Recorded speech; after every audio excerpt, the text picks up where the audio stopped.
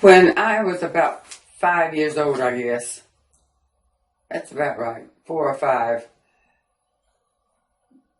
No, I must have been 6 if it was 28. So, about 6 years old. My father was in the construction business, and now and then he went to different cities to do jobs. And at one occasion, we moved to Dania, Florida, where he was doing a bricklaying job. And while we were there, there was a hurricane. This was 1928, as well as I remember, because of a new car that we had, which was an A model Ford, and it came out in 28. So that's how I figure out it must have been 28, right? It's funny. We lived in a garage apartment, upstairs in a garage apartment.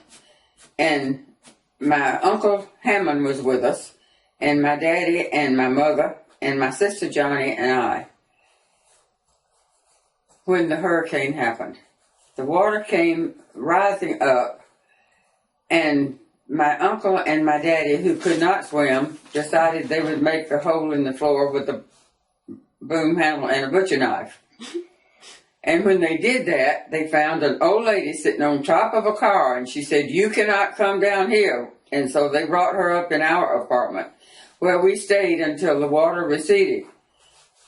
And when we were in the room, in the living room, my little sister Johnny stood under the light fixture and let it drip on her head, and Mama was scared to death that she was going to get electrocuted. And you could see the sky through the corners of the room because it was lifting off the ceiling, was lifting up.